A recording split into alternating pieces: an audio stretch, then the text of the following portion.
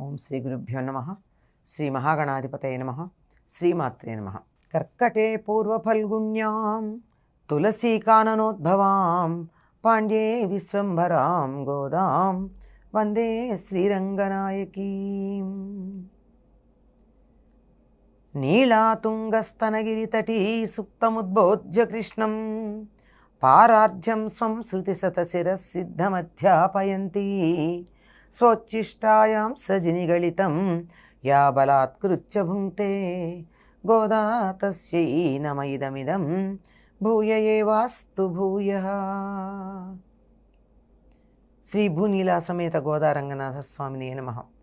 ఓంగియులగళంద ఉత్తమన్ పేర్పాడి நாங்கள் நம்பாவை குச்சத்தி நீராடினால் திங்கின்றி நாடெல்லாம் திங்கள் மும்மாறி பெய்து ஓங்கு பெருஞ்சென்னில் ஊடு கயலுகள பூங்கவளை போதில் பொறிவண்டு கண் படுப்ப தேங்கதே புக்கிரந்து சீர்த்தமுலை பத்தி வாங்கக்குடம் நிழைக்கும் வள்ளல் பெரும் பசுக்கள் நீங்கத செல்వం నిజైందేలో రెంబావాయ్.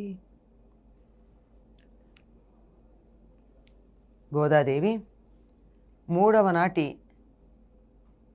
తెల్లవారుజామున లేచి చెల్లులను తనతో పాటుగా స్నానం చేయడానికి రమ్మని స్నాన వ్రతం యొక్క ప్రయోజనాన్ని చెప్తోంది.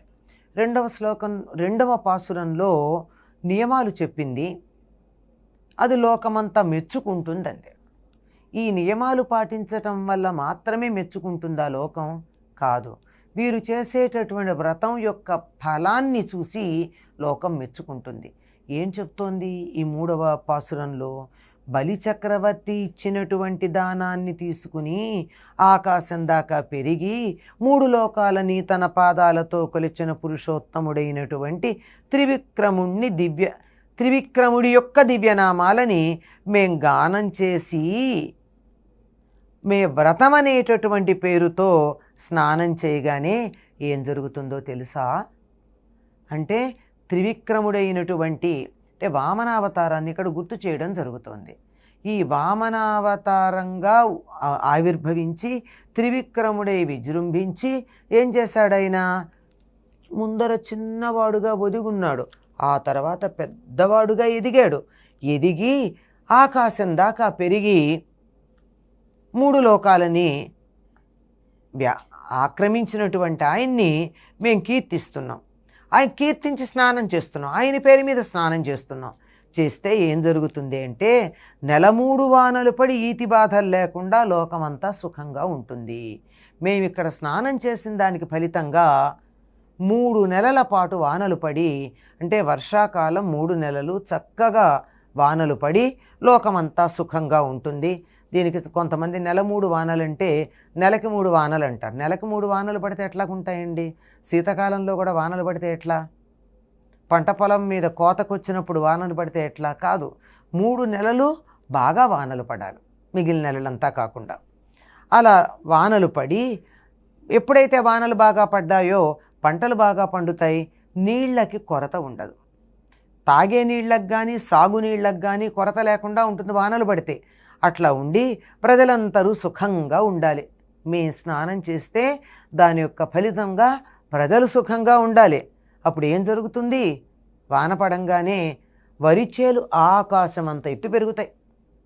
అంటే వరి చాలా పెద్దదిగా పెరుగుతుంది కదండి, ఇంతంత ఎత్తు పెరుగుతుంది. మనిషి వరి పొలంలో కనుకున్నట్టయితే మరీ ఆజానుబాహు కాకపోతే తల కనపడనంత ఎత్తుగా పెరుగుతాయండి వరి పొలాలు. అంటే ఈ కాలంలో పొట్టి వంగడాలు వస్తున్నాయి. దానివల్ల పశువులకి గడ్డి లేకుండా అయిపోతుంది పంటలు పండుతున్నా. అంటే మనిషి స్వార్థం కోసం తనకు కావలసిన గింజల గురించి ఆలోచించాడే కానీ పశువులకి మేత కావాలన్నది ఆలోచన చేయకపోవడం వల్ల పొట్టి విత్తనాలు ఉన్నాయి కానీ పొడుగ్గా ఉండేవి. ఎంత ఎత్తు పెరిగాయిట వరి అంటే? ఆకాశం అంత ఎత్తు పెరిగితే వానలు బాగా పడ్డాయి గనక అలా పెరిగినప్పుడు ఏం జరుగుతుంది? వరి చేలల్లో చేపలు తుళ్ళిపడుతున్నాయి. అంటే వరి చేలకి ఎప్పుడు నీరు ఉండాలండి. నీరు లేకపోతే వరి పండదు. ఆ కుదుళ్లలో నీళ్లుంటే ఆ నీళ్లల్లో చేపలు ఆనందంగా ఎగిరెగిరి పడుతున్నాయిట. పైగా పక్కన ఉన్నటువంటి చెరువుల్లో కలువ పూలల్లో మనోహరమైనటువంటి తుమ్మెదలు నిద్రిస్తుంటే సస్యాలు సమృద్ధంగా పండుతాయి. ఇది మా వ్రతం యొక్క ఫలితం.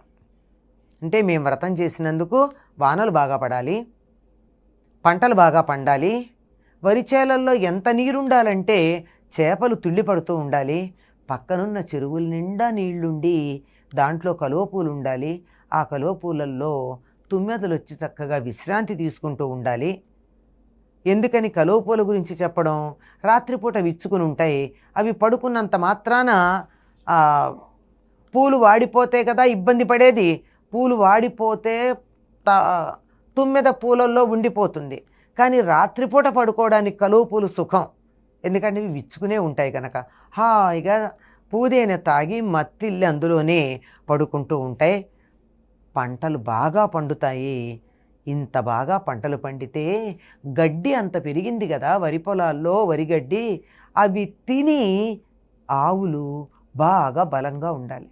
అవి బలంగా ఉండి వాటికి కొట్టంలో కట్టేసి పాలు పితకడానికని ఎవరైనా దగ్గరికి వెడితే చాలు ముట్టుకోకుండానే ఆవు పొదుగులో నుంచి పాలు కారాలి. ఎంత నిండుగా ఉండాలంటే వాటి దగ్గర పాలు అలా వేలితో స్పృశించగానే గట్టిగా తీయక్కర్లేదండి. వాటిని గట్టిగా పొదుగు పట్టుకుని లాగక్కర్లా. గేదెని ఆవుని తేడా ఉంటుంది. గేదె పాలు తీయాలంటే చాలా కష్టపడి వాటిని తీయాలి, శ్రమ ఉంటుంది. ఆవు పాలు ఏం లేదండి, చాలా తేలిగ్గా వస్తాయి. ఎందుకంటే ఆవు చర్మం పలచగా ఉంటుంది.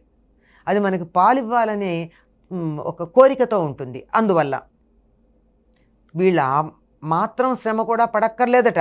అక్కడికి వెళ్ళి ఇలా కూర్చుంటే కింద పాత్ర పెడితే గబగబా గబగబా పాలు వాటంతటి పాత్ర వచ్చింది అని మనం బయోసెన్సిటివిటీ ఉంటాయి, అట్లా పాత్ర చేరంగానే పాలు వాటంతటవి కుండల నిండా పాలు ఉండేటట్టుగా ఆవులు చక్కగా ఉండాలి. అంటే పాడి పంట రెండూ ఉండాలి. అంతేకాదు, ఇవన్నీ ఇవాళ తింటే రేపటికి ఉండదు. మనం తిన్నటువంటి ఇవాళ ఒడ్లు ఉన్నాయి, బియ్యం తెచ్చుకున్నాం, తిన్నాం, అయిపోతాయి. లేదంటే వచ్చే ఏడాదికి పాడైపోతాయి. పాలైతే మర్నాటికే పాడవుతాయి. ఇలా తాత్కాలికంగా ఉండేవే కాక శాశ్వతంగా ఉండే సంపదలు కూడా స్థిరంగా ఉండాలి. దేనివల్ల? మేం చేసే స్నానవ్రతం వల్ల. మేం వెళ్ళి ముల్లోకాలని కొలిచినటువంటి ముందర ఒదిగి తర్వాత ఎదిగి ముల్లోకాలని కొలిచిన వామనుణ్ణి మేం కీర్తిస్తూ స్నానం చేస్తే దాని ఫలితంగా ఇంత చక్కనైనటువంటి పాడి పంట లోకానికి వస్తాయి అని చెప్పి ఆశిస్తూ గోదాదేవి చెరులందరినీ నిద్రలేవమంది. మన వ్రతాలన్నింటి యొక్క ప్రయోజనం అదే. చేసినటువంటి వాళ్ళు ఉద్ధరించబడడం కన్నా లోకమంతా కూడా బాగా ఉండాలి, లోకానికంతా శ్రేయస్సు కలగాలి అని ప్రార్థనే ఎక్కువగా కనపడుతూ ఉంటుంది. స్వచ్చిష్టమాలికా బంధగంధబంధురజిష్ణవే విష్ణు చిత్తతనూజాయై గోదాయై నిత్యమంగళం. స్వస్తి.